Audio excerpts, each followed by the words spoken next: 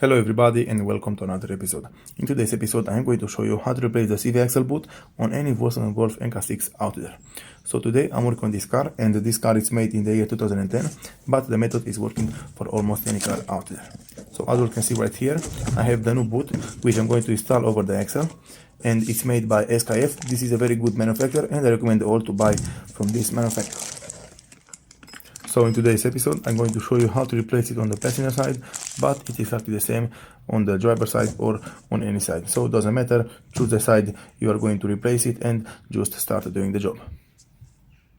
So to begin, what you have to do is to lift the car up and remove the front wheel.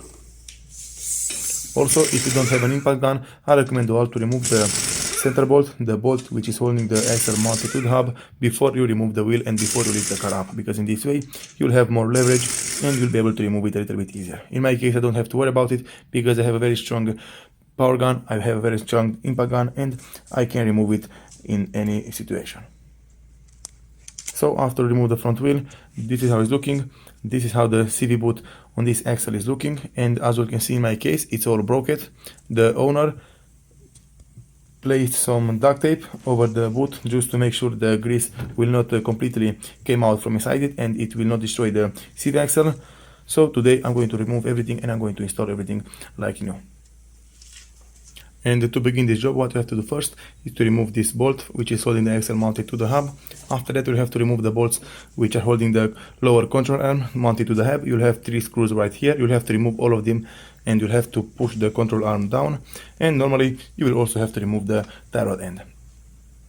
After that you'll be able to push the entire shock absorber to the side and you'll be able to remove the axle from the hub, and you'll be able to work on the axle and do whatever thing you have to do on the axle.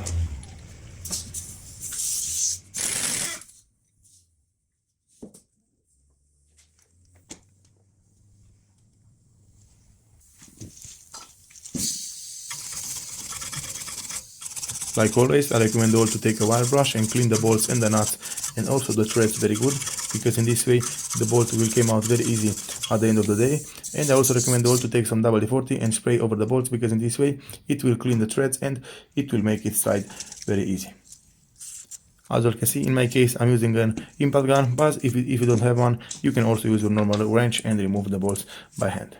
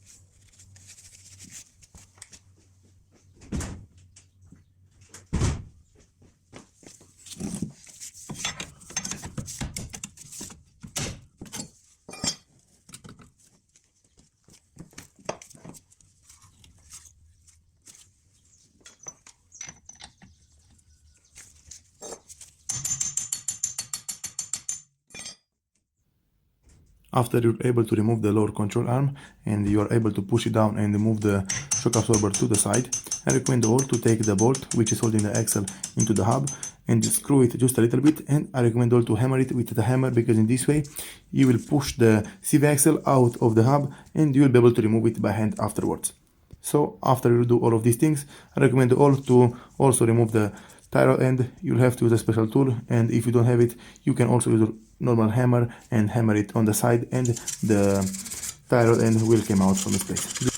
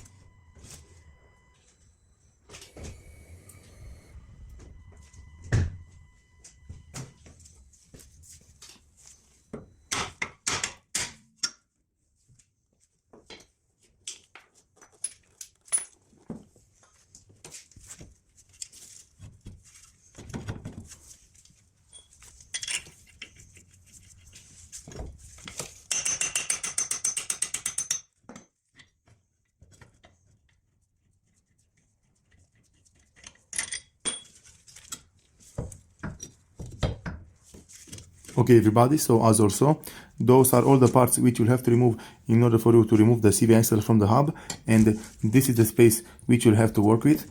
And as you can see, there is enough space, you can do it just properly, and if you don't think that you are able to do the job, you can also remove the entire CV axle from the car, but it's a lot of work and it's also very difficult to do it. So from here, what you have to do is to take off the screwdriver and remove the mounting clips which are holding the CV boot mounted over the axle, and after that you'll have to use a special bolt. Normally you'll have to remove the CV axle from the metal part, from the CV itself. You'll have to use a longer bolt than the usual.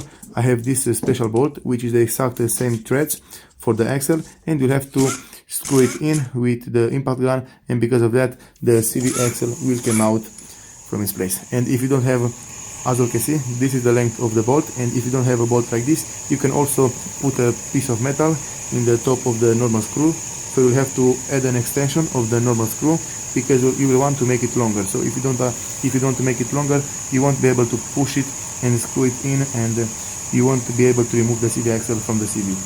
So as also, you have to use a longer bolt, and after that it will come out. After that you have to remove those metal washers from inside the CV axle, and you have to reinstall the new ones in the exact same position and in the exact same way. So just remember, just take in mind the way you remove the old parts, and you have to install the new parts in the exact same way. And from here it's very simple. You have to remove the CV boot completely. You have to put grease inside the CV axle. You have to put a lot of grease, and you have to lubricate the parts from inside it very good. And after that you have to put the new CV boot, you have to put the metal clips, and you have to tighten everything back together as it was before. Just follow what I'm doing. Normally, in some cases, it can be a little difficult to install the CV axle over the metal part, over the CV itself, but it can be done. Just take your time and just don't rush.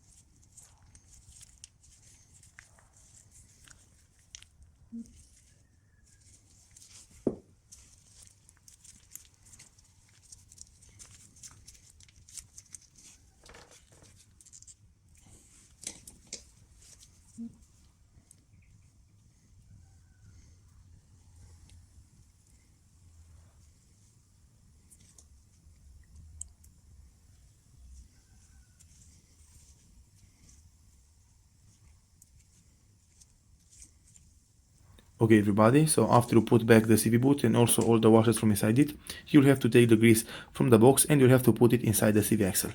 And after that, in order for you to install it back on the car, you'll have to put it straight and you'll have to hammer it a few times with the hammer at the end of the CV axle. Just don't hammer it very hard. In my case, as also it took a while for me. I cut the video. It was very difficult for me to put it back on the car. I tried different methods and eventually I made it and I installed it back on the car. But in your case, probably it will be a little bit easier. So this is from car to car. It will depend on how difficult it will be to work it. After you're done with installing the CV axle back on the CV, you'll have to take the metal clamps and you'll have to tie the boot over the CV axle. And after that, you'll have to clean very good and you'll have to put everything together as it was before on the car.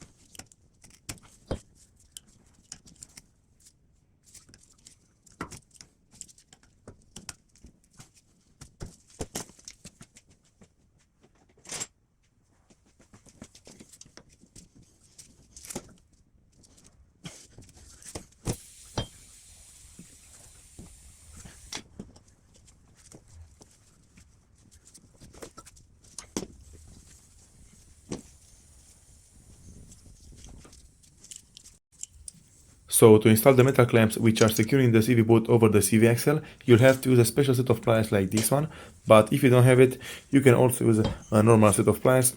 The thing which you'll have to do is to compress the metal part. You'll have to squeeze it around and you'll have to compress it in order for you to tighten the CV boot over the CV axle.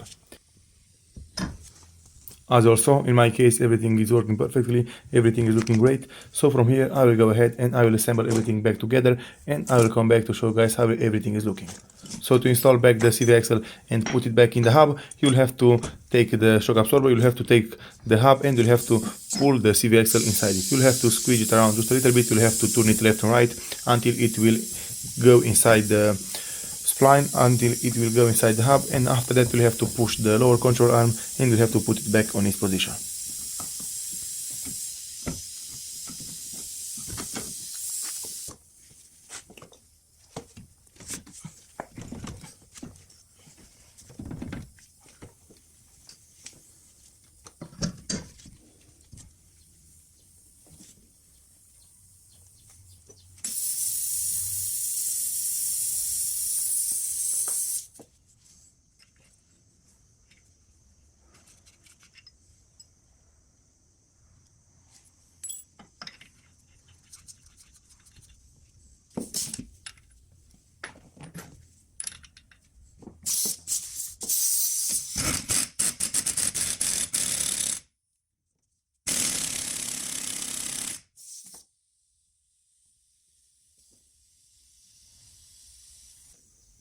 So as you can see, I'm done with installing everything back on the car.